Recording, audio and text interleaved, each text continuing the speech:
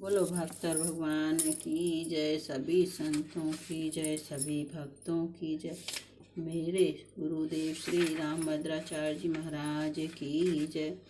पिछले एपिसोड में आपने श्री भृगु जी तथा श्री दालभ्य जी, श्री अंगिरा जी, श्री श्रृंगी ऋषि जी की कथा सुनी। अब आप भक्ति तथा ज्ञान के प्रकाशक आचार्य श्री मार्कंडेय जी की कथा सुनेंगे, मांडव्य जी की कथा सुनेंगे।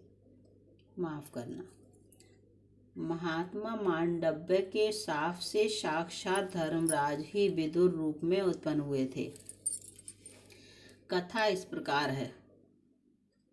एक बार राजपुरुषों द्वारा पीछा किए जाने पर बहुत से चोर चोरी का माल महर्षि मांडव्य जी के आश्रम में रखकर स्वयं भी वहीं छिप गए। मुनि ध्यानस्थ थे, उन्हें इस बात की किंचित जानकारी नहीं थी, अतः राजपुरुषों के पूछने पर उन्होंने कुछ नहीं कहा। तब उन राजपुरुषों ने आश्रम में खोजबीन प्रारंभ की तो चोर एवं चोरी का माल दोनों ही बरामद हुए। फिर तो उनका मुनि पर भी संदेह हो गया और चोरों के साथ उन्हें भी राजा के सम्मुख पेश किया गया। राजा ने सूली पर चढ़ा देने का हुक्म दे दिया। अन्य चोर तो तत्काल मृत्यु को प्राप्त हो गए, परंतु महामुनि मांडव्य सूली के अग्रभाग पर बैठे हुए तप ही करते रहे। बहुत दिनों तक इस प्रकार तपोधन मुनि को सूली पर बैठे देखकर राज कर्मचारियों ने जाकर राजा से यह सब समाचार निवेदन किया। राजा तत्काल ही दौड़े आए और विविध प्रकार से अनुनय विनय कर अपराध के लिए क्षमा याचना करते हुए मुनि को सूली से उतार दिया। सूली की कुंचित अणी शरीर में प्रविष्ट हो गई थी, जो निकालने का प्रयत्न करने पर भी नहीं निकल सकी, तो उसे उतना काट दिया गया। शूल की अणी को शरीर में धारण करने से आगे चलकर इनका नाम अणि मांडव्य पड़ गया। एक बार महर्षि ने धर्मराज के पास जाकर उन्हें उलाहना देते हुए कहा, मैंने अनजाने में कौन सा ऐसा पाप किया है जिसके फल का भोग मुझे इस रूप में प्राप्त हुआ। मुझे शीघ्र इसका रहस्य बताओ और फिर मेरी तपस्या का फल देखो। धर्मराज ने कहा, आपने बाल्यावस्था में एक पतिंगे के पुच्छ भाग में सीख चुभो दिया था, उसी का यह फल मिला। ऋषि ने कहा, एक तो बाल्यावस्था में धर्म शास्त्र का ज्ञान नहीं होता, दूसरे तुमने थोड़े से अपराध में मुझे बहुत बड़ा दंड दिया है, अतः मैं तुम्हें शाप दूंगा। धर्मराज ने कहा, यदि आप मुझे शाप ही देना चाहते हैं तो कृपा कर राजा दासी पुत्र एवं चांडाल होने का शाप ना दीजिएगा। मुनि ने क्रुद्ध होकर कहा, तुम तीनों हो जाओ। इसी शाप के फलस्वरूप धर्मराज ने राजा युधिष्ठिर, दासी पुत्र विदुर एवं स्वपक्ष भक्त के रूप में जन्म लेकर मुनि के शाप को फल दिया, मुनि के शाप को सफल किया। बोलो श्री मांडव्य जी महाराज की जय। अब आप श्री विश्वामित्र जी की कथा सुनेंगे। महर्षि विश्वामित्र जी के समान सतत लगन के पुरुषार्थी ऋषि शायद ही कोई और हों। इन्होंने अपने पुरुषार्थ से क्षत्रियत्व से ब्रह्मत्व प्राप्त किया, राज ऋषि से ब्रह्म ऋषि बने, सप्तऋषियों में अग्रगण्य हुए और वेद माता गायत्री के दृष्टा ऋषि हुए। प्रजापति के पुत्र कुश हुए।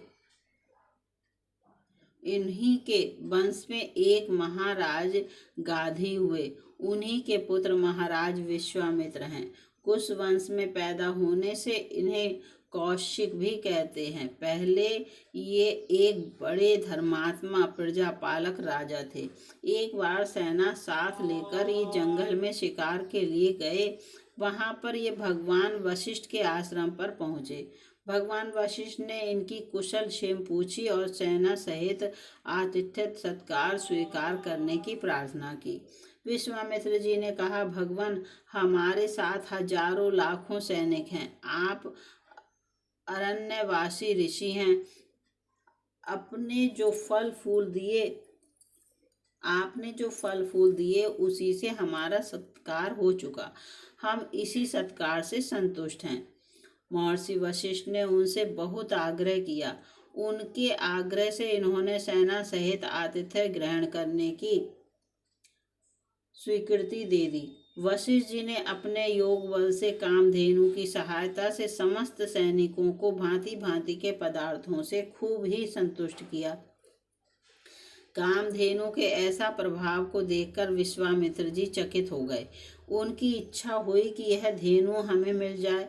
उन्होंने इसके लिए भगवान वशिष्ठ से प्रार्थना की। वशिष्ठ जी ने कहा, इसी के द्वारा मेरे यज्ञ याग अतिथि सेवा आदि सब कार्य होते हैं। इसे मैं नहीं दूंगा।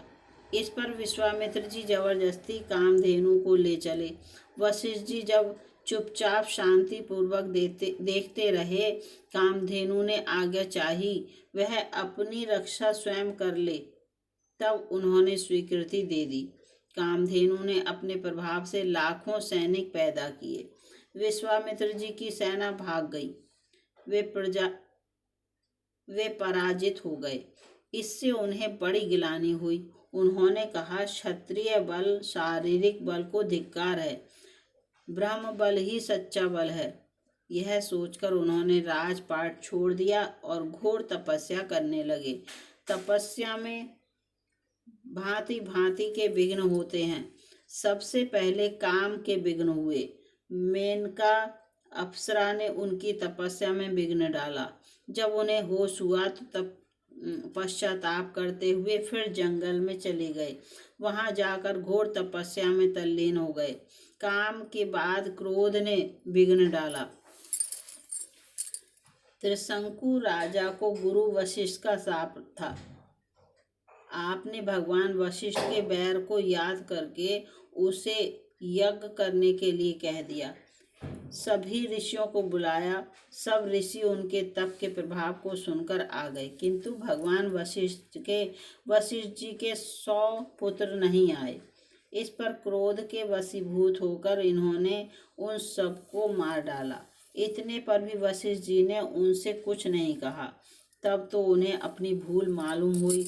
ओह, ये तो मेरी तपस्या में बड़ा विघ्न हुआ। तपस्वी को क्रोध करना घोर पाप है। वे सब छोड़कर फिर तपस्या में रत हो गए। बहुत दिन की घोर तपस्या के पश्चात उन्हें बोध हुआ कि काम और क्रोध की तपस्या में बड़े विघ्न हैं। जिन्होंने काम क्रोध को जीत लिया वही ब्रह्म ऋषि हैं, वही महर्षि हैं। उसे ही सच्चा ज्ञान है। मैंने भगवान वशिष्ठ का कितना अनिष्ट किया। उनकी कामधेनु को भी जबरदस्ती लेने लगा, तब भी वे चुप रहे। उनके पुत्रों को मार दिया, तब भी वे कुछ नहीं बोले। मुझ में यही दोष है। मैं भी वैसा ही बनूंगा। अब काम क्रोध के वशीभूत ना होऊंगा। ऐसा निश्चय करके वे काम क्रोध को जीतकर बड़ी तत्परता से तप करने लगे। उनके घोर तप से भगवान ब्रह्मा जी प्रसन्न हुए। वे इनके पास आए और वरदान मांगने को कहा। इन्होंने कहा, यदि आप मुझे योग्य समझते तो ब्रह्म ऋषि बनने का आशीर्वाद दें और स्वयं भगवान वशिष्ठ अपने मुंह से मुझे महर्षि कह दें। इनकी तपस्या से वशिष्ठ जी बड़े ही प्रसन्न हो चुके थे। उन्हें पता चल चुका था कि विश्वामित्र जी ने तपस्या के प्रभाव से काम क्रोध को जीत लिया है।